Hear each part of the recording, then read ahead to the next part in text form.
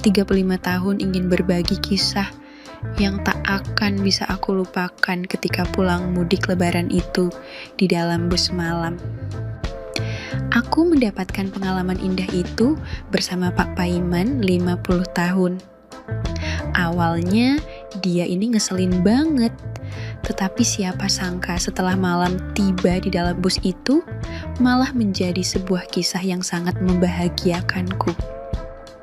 Dan inilah cerita selengkapnya, simak ya guys. Sore yang cerah, aku duduk sambil sesekali menatap jam dinding yang ada di kantor pemberangkatan bus yang akan membawaku pulang mudik ke kotaku. Menunggu adalah pekerjaan yang meresahkan bagiku, terutama menunggu sesuatu hal yang baru seperti ini. Perjalanan dengan bus malam merupakan perjalananku yang pertama, karena biasanya aku lebih suka naik kereta api. Kulihat orang-orang di sekitarku dengan beragam aktivitas mereka. Ada beberapa calon penumpang yang saling bercakap-cakap, bahkan bersendau gurau satu sama lainnya. Karena sendirian, maka yang dapat aku lakukan hanyalah diam menunggu. Waktu telah menunjukkan pukul 17.15 dan tempat pemberangkatan mulai dipadati calon penumpang.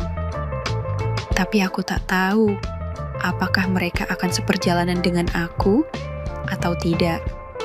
Karena sudah ada 3 bus yang siap berangkat dengan arah yang berbeda. Kulihat tiket keberangkatan dan berjalan mendekati nomor bus yang dimaksud dalam tiket. Setelah memasuki bus itu, tanpa kesulitan, aku temukan tempat dudukku nomor 31. Aku agak lega. Ternyata nomorku tepat di samping jendela, sehingga keinginanku untuk dapat melihat pemandangan luar terkabul. Meskipun aku sadar bahwa tak banyak yang akan aku lihat, karena ini merupakan perjalanan malam hari. Dan jendela bus ber-AC secara permanen tak dapat dibuka. Kulihat keluar jendela dan secara tak sengaja aku memperoleh pemandangan yang menyegarkan. Pemandangan yang menyegarkan. Otakku adalah lelaki ganteng tentunya. Sudah sejak tadi ku cari-cari pemandangan seperti ini, tapi baru aku dapatkan pada saat busku akan segera berangkat. Kenapa laki-laki itu tidak ada sedari tadi? Gumamku dalam hati. Kulihat laki-laki itu dari kaca jendela bus. Kemudian otakku mulai berimajinasi. Jika saja dia yang duduk di sebelahku, pasti perjalanan mudikku ini jadi lebih mengasyikkan. Tapi aku sadar seketika bahwa khayalanku tersebut tak mungkin jadi kenyataan. Ketika seorang perempuan berumur 45-an meletakkan sebuah tas di samping tempat dudukku. Belum hilang rasa kagetku, perempuan tersebut memanggil sebuah nama sambil ngeloyor keluar dari bus. Buset, apes banget aku hari ini. Gumamku dalam hati.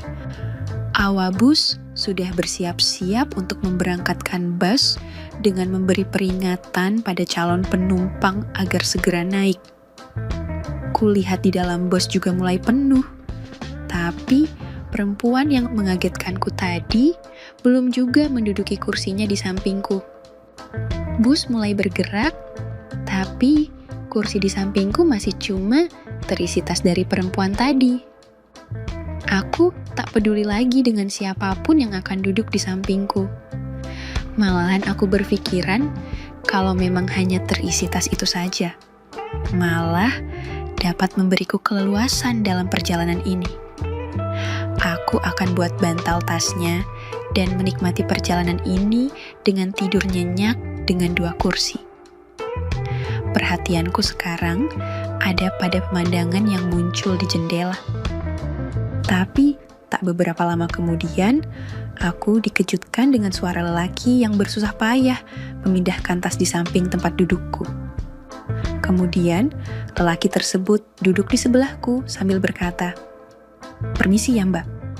Aku hanya tersenyum dan tak mengeluarkan kata-kata, karena masih bingung dengan apa yang terjadi. Lalu, dengan rasa penasaran, aku bertanya pada pria tersebut, "Pak, apa benar nomor tempat duduknya? Soalnya, tadi yang meletakkan tas di sini seorang wanita." Sambil tersenyum, dia menerangkan kalau perempuan yang meletakkan tas itu tadi adalah istrinya. Kemudian dia melanjutkan dengan pertanyaan, "Apa Mbak keberatan saya duduk di sini?" "Wah enggak kok Pak." "Jangan pura-pura, pasti kamu kecewa ya, karena yang duduk di sebelahmu orang tua yang sudah beristri lagi." "Enggak kecewa kok, lagi pula Bapak juga kelihatan masih muda kok." "Jangan basa-basi, umurku udah 50 tahun kok dibilang muda." Sekilas kulihat senyumnya, dan segera aku tolehkan wajahku ke jendela kembali untuk menghindari tanya jawab lagi dengannya.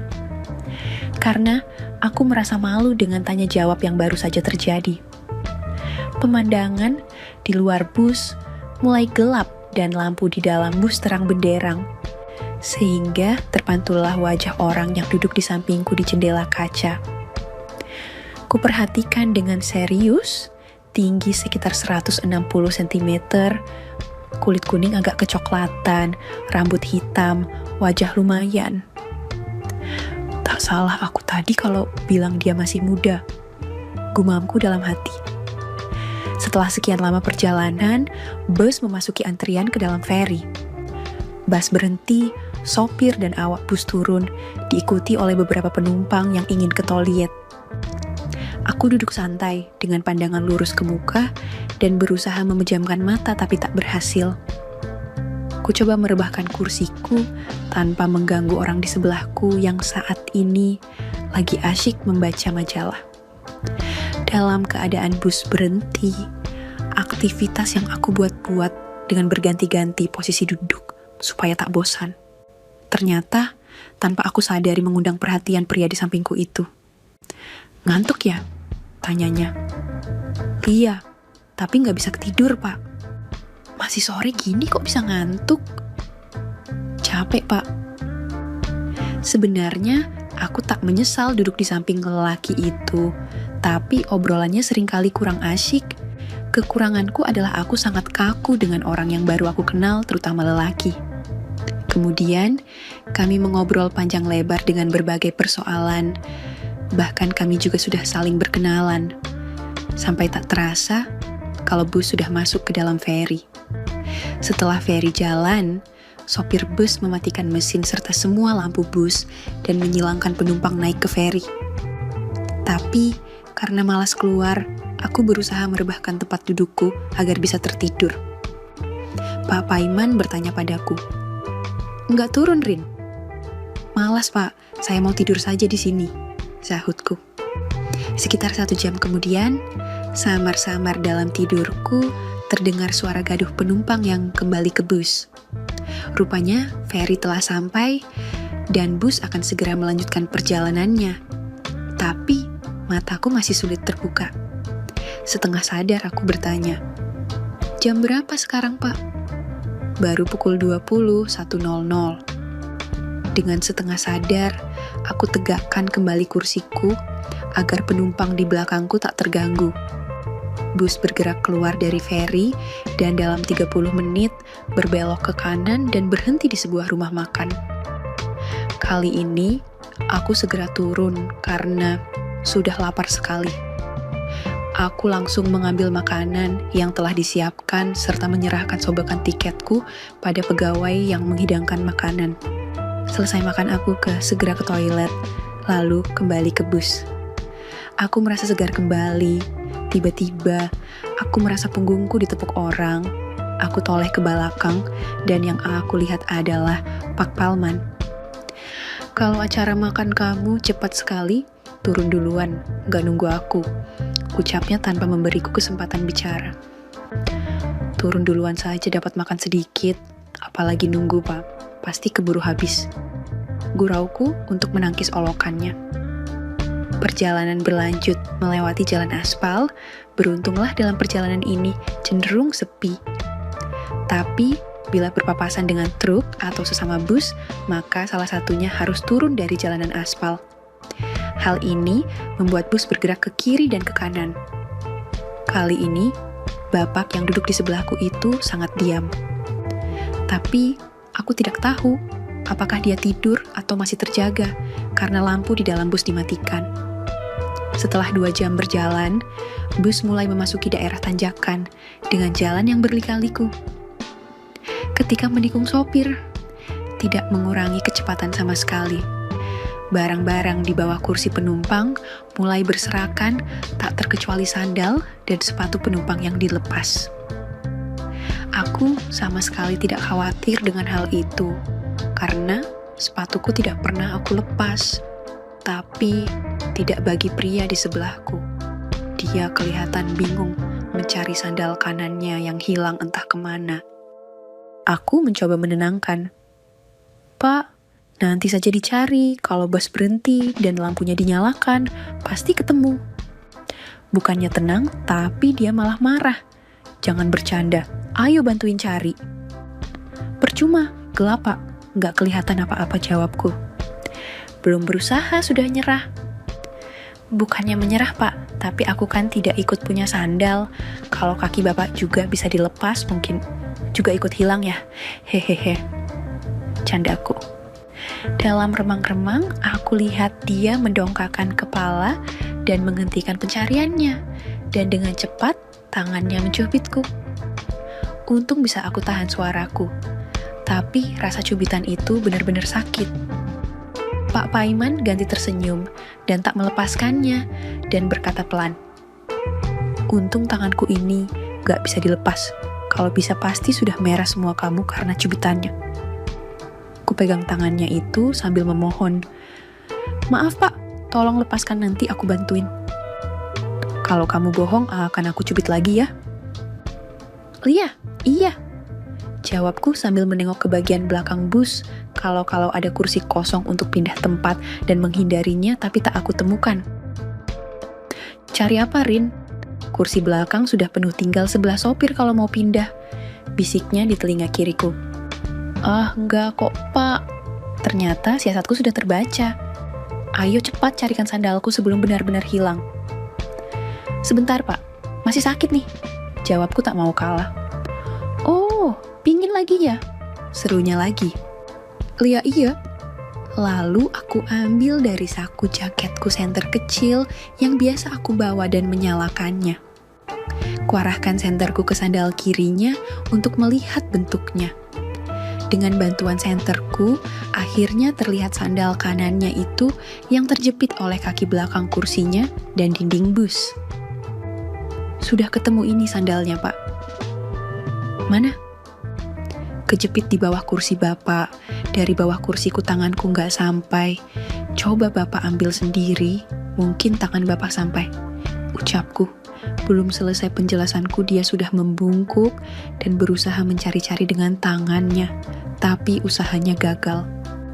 Rin, coba kamu saja yang ambil tapi lewat sini. Sambil menunjuk ruangan di antara kedua kakinya. Yang benar, Pak. Meskipun dia memakai celana jeans, tapi tetap saja rasanya nggak benar. Dan dengan berbisik, dia menenangkanku kalau hal itu nggak apa-apa karena lampu di dalam bus gelap, sehingga tidak akan ada yang melihat. Akhirnya, aku turuti kemauannya itu, aku masukkan tanganku ke bawah tempat duduknya untuk meraih sandal yang terjepit. Usaha pertama gagal karena tanganku tak sampai. Lalu semakin aku membungkuk lagi, hingga mukaku hampir mengenainya. Tangan kananku sudah menyentuh sandal yang terjepit, tapi aku masih belum dapat meraihnya. Semakin aku benamkan mukaku, dan tiba-tiba bus bergerak agak keras, sehingga aku hampir terjatuh. Untungnya, tangan Pak Paiman dengan cepat menarik kepalaku, dan kedua kakinya mengapitku, sehingga kepalaku terhindar dari bagian belakang kursi di depannya. Tapi, akibatnya alat kerja kreatifnya itu spontan aku dapatkan meskipun masih tertutup, tapi aku yakin dia menyadarinya. Dan akhirnya aku dapatkan sandal yang terjepit itu. Dengan bersusah payah, aku berdiri dan akhirnya berhasil kembali ke tempat dudukku, lalu aku berikan sandalnya itu dengan tangan kananku. Aku duduk lega sambil menghirup udara sebanyak-banyaknya, dan aku lihat dia memakai sandal itu di kaki kanannya, serta mengikatkan talinya dengan teliti sambil berbisik. "Terima kasih ya." Setelah minum dari botol aqua yang ada di tasku, tangan kananku kembali memegang kakiku yang tadi kena cubitannya. Tanpa aku sadari, ternyata Papa Iman melihatnya dan berkata lirih, "Masih sakit ya? Maaf ya." Tapi aku tetap diam. "Sini aku sembuhin," bisiknya sambil menggerakkan tangannya itu. Aku pun menjadi terlena. Malam semakin larut dan Papa Iman semakin nekat. Dia semakin mendekatiku. Kumiringkan diriku agak ke kiri dan aku nyawang wajahnya. Aku sudah semakin lupa dengan keadaan saat itu, yang di dalam bus, aku dan Pak Palman saling berusaha. Akhirnya, di malam yang gelap di dalam bus itu, Pak Paiman yang penuh pengalaman, itu membuat anganku mengawang-awang. Aku lihat penumpang di sekitarku masih terlelap. Kulihat jam di saku jaketku menunjukkan pukul 1 pagi. Keberanian Pak Paiman pun semakin bertambah. Pak Paiman memberikan perintah dengan berbisik. Segera aku buka selimut yang ada di bas itu untuk penutup. Selanjutnya, dengan penuh semangat, Pak Paiman pun mulai bekerja kreatif. Di dalam bas yang berjalan itu, aku mendapatkan bonus yang sangat luar biasa. Tiba-tiba, bus bergoncang setelah berpapasan dengan truk. Akibat goncangan itu, terciptalah sebuah kejutan yang membuatku benar-benar lupa daratan.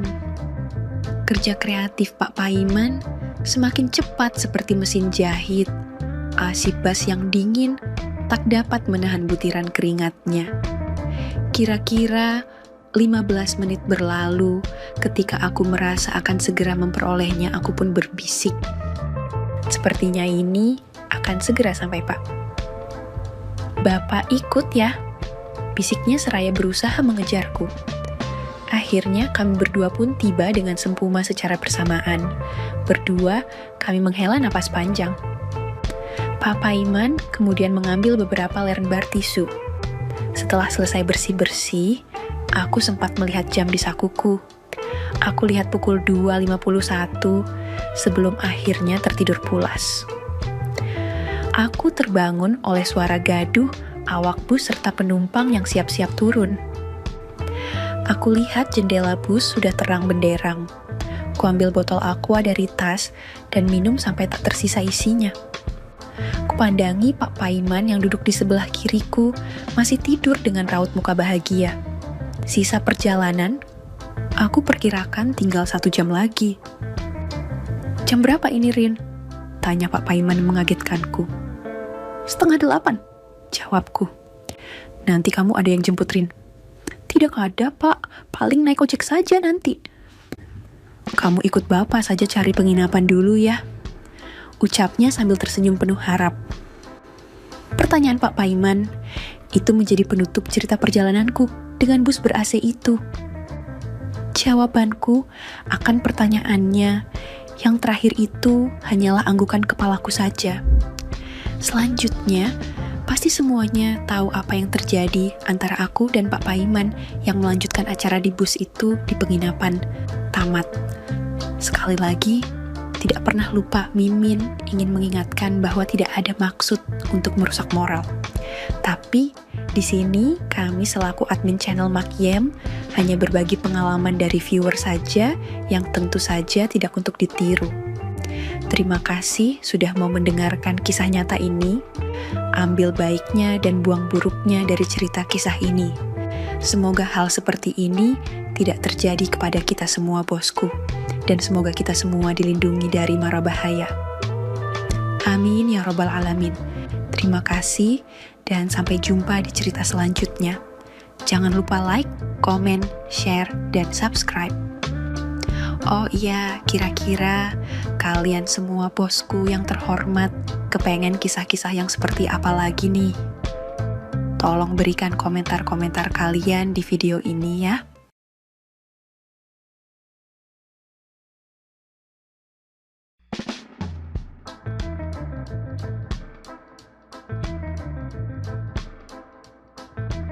Kisah rahasia di rumah sempit antara aku dengan anak tiriku. Rumah kami kecil, cuman ada 2 kamar yang berdempetan. Dindingnya tipis, kalau ada yang batuk di kamar sebelah pasti kedengeran. Di depan kamar ada ruang tamu yang juga jadi ruang makan, TV, sekaligus tempat nyimpen jemuran kalau hujan. Dapur ada di belakang, dekat kamar mandi yang cuma ada 1. Oh ya, aku Laras, 37 tahun, udah setahun ini nikah sama Mas Haris, suamiku untuk yang kedua kalinya. Mas Haris kerjanya jadi satpam di perumahan sebelah, jadi hidup kami biasa aja, sederhana. Mas Haris orangnya baik, tapi ya gitu, sering kerja malam. Jadi aku sering sendirian di rumah, cuma sama anak tiriku, Reza. Reza ini baru balik ke rumah setelah lulus kuliah. Umurnya 22 tahun, seumuran sama adikku yang di kampung. Anaknya pendiam, tapi kadang usil. Sejak dia pulang, rumah jadi lebih rame, tapi juga bikin suasana jadi... gimana ya? Aneh. Malam itu, kayak biasa, Mas Haris berangkat kerja jam 7, aku nganterin dia ke depan gang, terus balik ke rumah. Reza masih di kamar, katanya mau ngerjain sesuatu di laptop. Aku duduk di ruang tamu nonton TV sambil nyetrika baju. Udara lumayan panas, jadi aku cuma pakai daster tipis. Biasalah, namanya juga di rumah. Tapi, karena rumah kecil aku harus hati-hati. Kadang, kalau aku jalan ke dapur, Reza bisa tiba-tiba muncul dari kamar dan bikin aku kaget. Kayak tadi. "Bu, ada kopi nggak?" Dia nongol di pintu kamar, kaosnya agak kusut, rambutnya berantakan. Aku melirik sekilas terus bangkit dari sofa. "Bikin sendiri, kan udah gede." Dia cengangesan. "Males ah, kan ada ibu." Aku mendengus tapi tetap aja jalan ke dapur. Sambil nunggu air mendidih aku merasa ada yang ngeliatin. Pas nengok bener aja, Reza berdiri di ambang pintu dapur. Tatapannya datar, tapi ada sesuatu di matanya yang bikin aku agak risih. "Ngapain liatin gitu?" tanyaku sambil menuang kopi ke gelas. Dia nyender ke pintu. "Nggak apa-apa, ibu panas ya." Aku berkedip. "Hah?" Dia nunjuk ke dasterku yang nempel di badan. Aku baru sadar kalau bahannya agak menerawang kena lampu dapur. Cepet-cepet aku berbalik, pura-pura sibuk ambil gula. "Nggak panas, biasa aja," jawabku datar. Reza ketawa kecil. "Oh." Aku kasih gelas kopi ke dia, terus buru-buru balik ke ruang tamu. Biasa aja, nggak ada yang aneh. Tapi entah kenapa sejak Reza pulang, rasanya rumah jadi lebih sempit. Setiap kali dia ada di dekatku, aku merasa seperti ada hawa lain yang nggak bisa dijelaskan. Udah jam 11 malam, aku masih duduk di ruang tamu nonton TV sambil main HP. Reza masih di kamarnya, entah ngapain. Rumah sepi banget, cuman suara kipas angin yang kedengeran muter pelan. Mas Haris baru pulang besok pagi.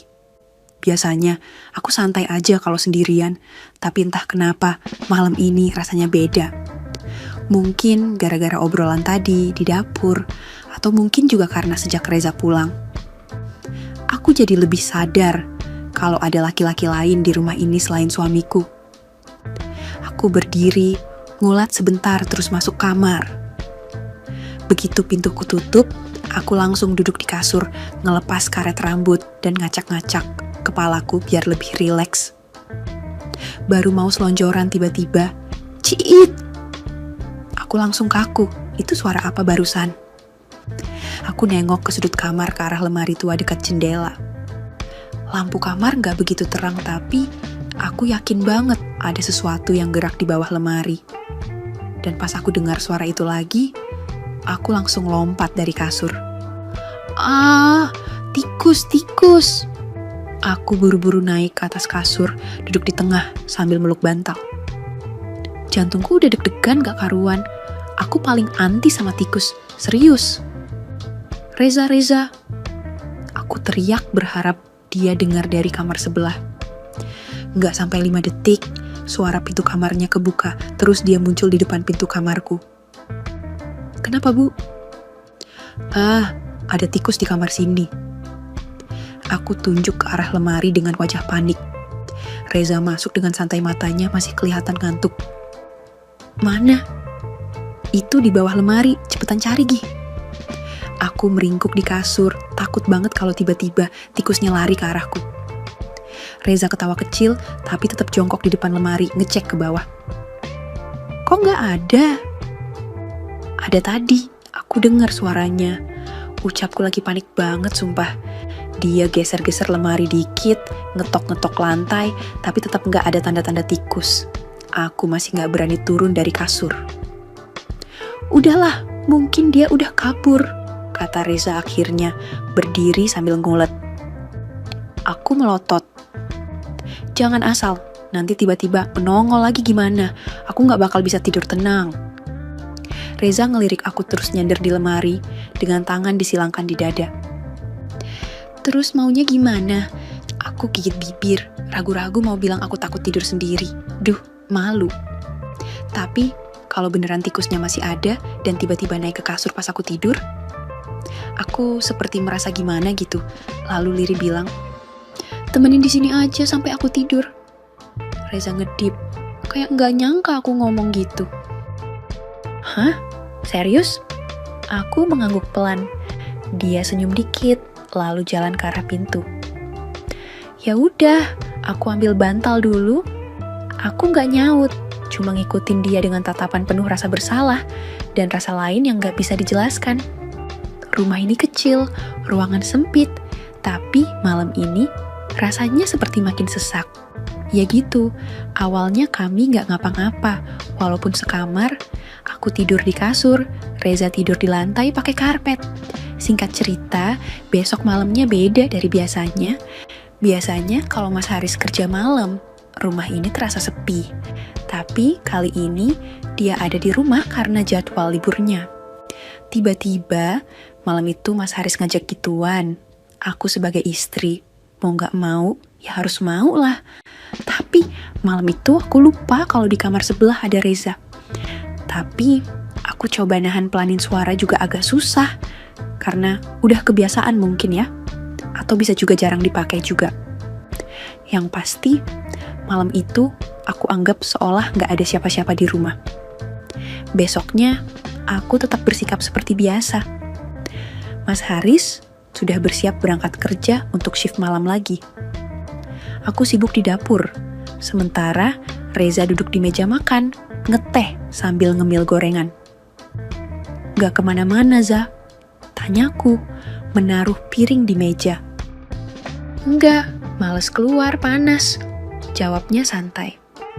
Mas Haris pamit dan pergi. Begitu suara motornya menghilang, rumah kembali sepi. Setelah maghrib, aku duduk di ruang tamu sambil nonton TV, sementara Reza duduk di karpet, main game di HP-nya. Tiba-tiba, dia nyeletuk tanpa melihat ke arahku. Bu, kalau lagi enak-enak, jangan kenceng-kenceng, ganggu tahu.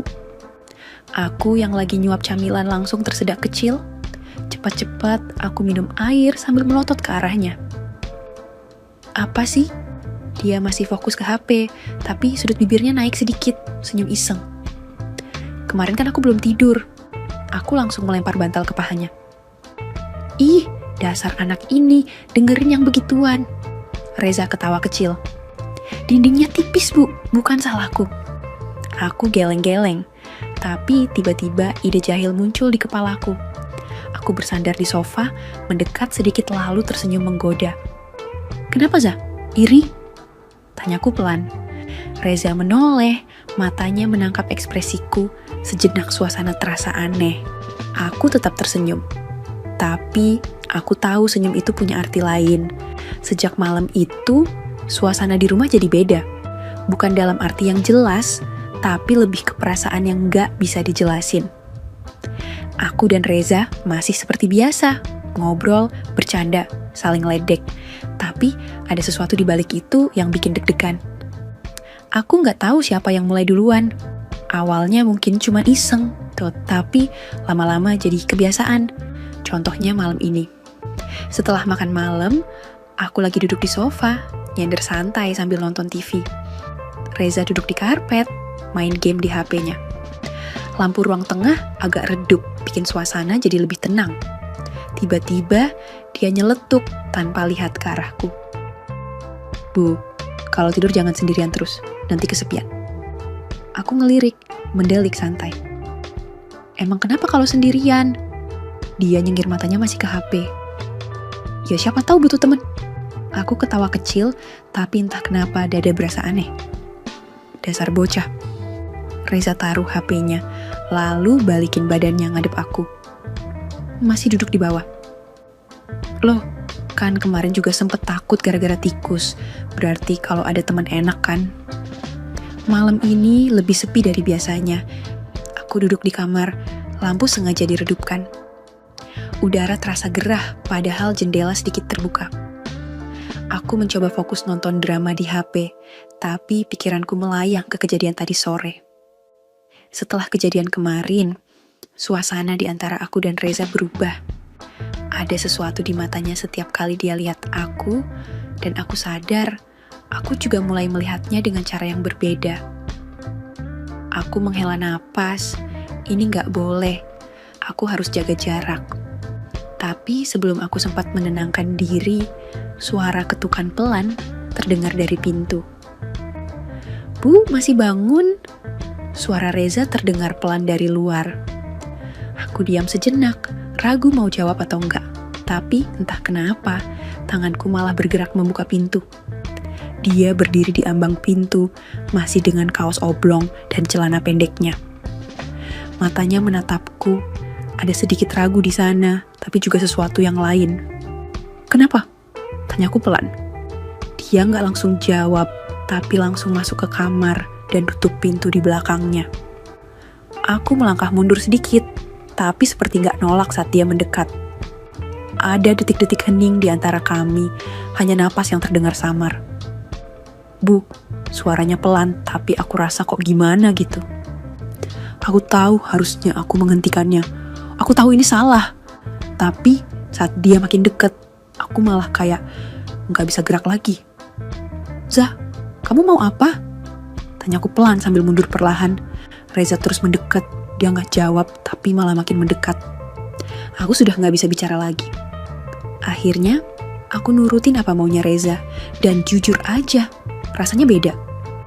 Dibilang nyesel sih, iya, tapi mau gimana lagi udah terlanjur. Selesai kegiatan sama Reza, aku langsung tidur, lalu dia balik ke kamarnya. Besok paginya rasanya beda. Rumah masih sepi seperti biasa, tapi seperti ada sesuatu yang berubah. Saat aku keluar kamar, Reza udah duduk di meja makan nyeduh kopi sambil cek HP. Dia ngelirik sekilas lalu senyum kecil. Pagi, Bu. Aku berhenti sejenak, lalu mengangguk pelan. Pagi. Aku nggak tahu harus bersikap gimana. Seharusnya aku merasa canggung, tapi anehnya aku justru merasa nyaman. Reza menyeruput kopinya, lalu tiba-tiba nyodorin HP ke arahku. Aku dapat panggilan kerja. Aku tertegun. Serius? Dia mengangguk. Di luar kota, minggu depan udah harus berangkat. Aku gak langsung jawab. Rasanya kayak ada sesuatu yang menekan dadaku. Dia menatapku lama lalu berbisik pelan. Jadi kita gimana? Aku menarik napas mencoba tersenyum meski hati terasa berat. Jalani aja kayak biasa. Ini rahasia kita kan? Reza tersenyum miring lalu mengangguk pelan. Oke, rahasia kita. Dan begitu saja semuanya kembali seperti biasa, setidaknya di mata orang lain. Tapi di dalam hati kami, tahu ada sesuatu yang gak akan pernah sama lagi. Tamat. Oke, segitu dulu untuk kali ini dan semoga kalian, bosku semua terhibur hari ini ya. Sekali lagi, tidak pernah lupa Mimin ingin mengingatkan bahwa tidak ada maksud untuk merusak moral. Tapi di sini kami selaku admin channel Mayem hanya berbagi pengalaman dari viewer saja yang tentu saja tidak untuk ditiru. Terima kasih sudah mau mendengarkan kisah nyata ini. Ambil baiknya dan buang buruknya dari cerita kisah ini. Semoga hal seperti ini tidak terjadi kepada kita semua bosku, dan semoga kita semua dilindungi dari mara bahaya. Amin ya rabbal alamin. Terima kasih dan Sampai jumpa di cerita selanjutnya. Jangan lupa like, komen, share, dan subscribe.